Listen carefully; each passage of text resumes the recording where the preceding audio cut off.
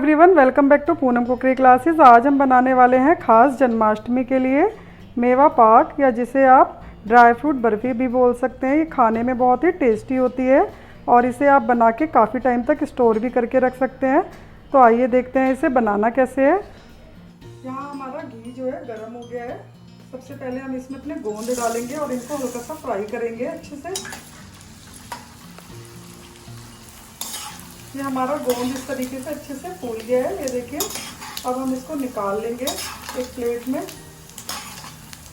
ये हमने गोंद को इस तरीके से फ्राई करके निकाल लिया है। अब हम इसको थोड़ा सा क्रश कर लेंगे।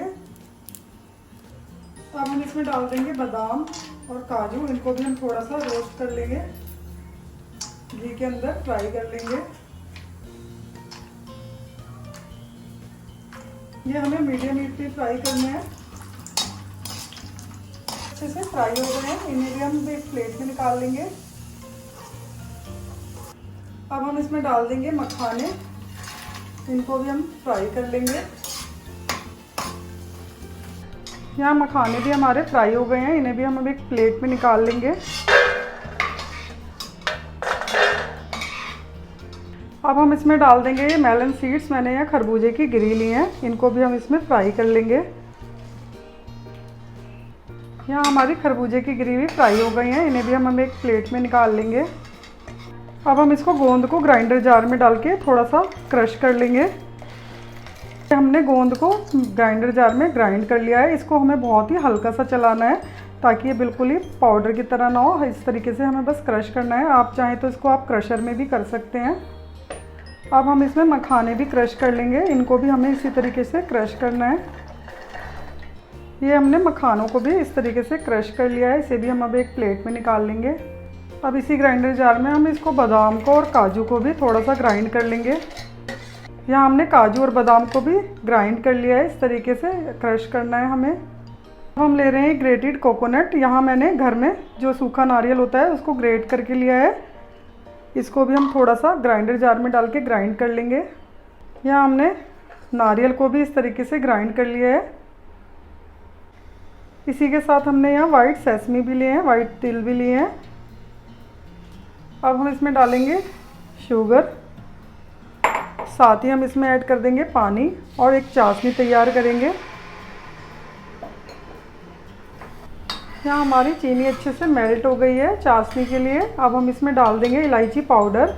हमें इसके लिए मेवा पाक के लिए 2 तार की चाशनी चाहिए। तो अभी जब तक हम इसे पकाएंगे, जब तक हमारी चाशनी थोड़ी गाढ़ी ना हो जाए और इसमें तार ना आ जाए।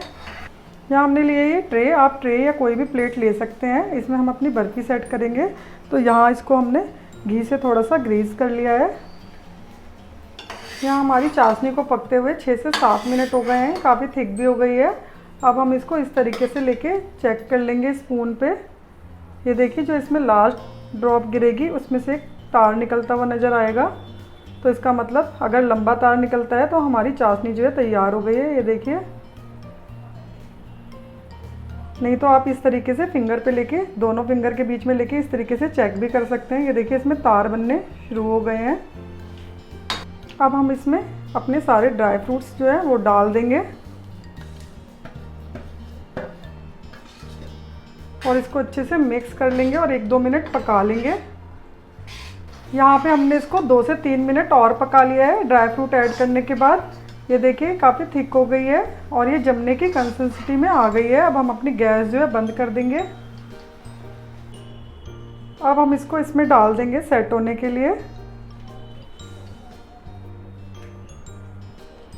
यहाँ अब इसके ऊपर हम गार्निश कर देंगे बारीक कटा हुआ पिस्ता। आप चाहें तो आप इसे बारीक कटे हुए आलमंड या कैश्यू से भी डेकोरेट कर सकते हैं, गार्निश कर सकते हैं।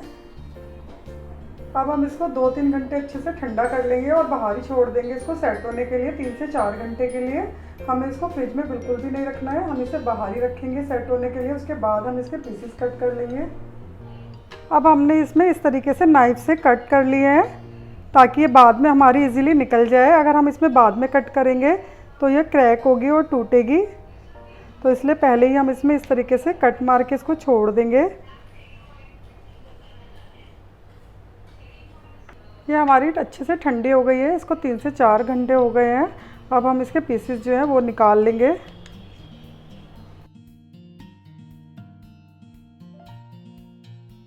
इस तरीके से ये देखिए कितने बढ़िया इसके पीसेस जो हैं वो निकल के तैयार हो गए हैं।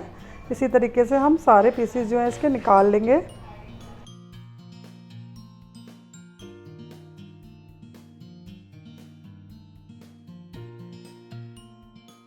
ये हमारा मेवा पाक बनके तैयार हो गया है। आप इस रेसिपी को ट्राई कीजिए और मुझे कमेंट बॉक्स में कमेंट करके ज़रूर बताएं आपको ये रेसिपी कैसी लगी। अगर आपको मेरी रेसिपी अच्छी लगी हो तो मेरे चैनल को सब्सक्राइब करें, मेरी वीडियो को लाइक एंड शेयर करें। मैं जल्दी आपसे मिलूँगी एक नई रेसिपी के साथ। तब तक के लिए थैंक यू सो मच।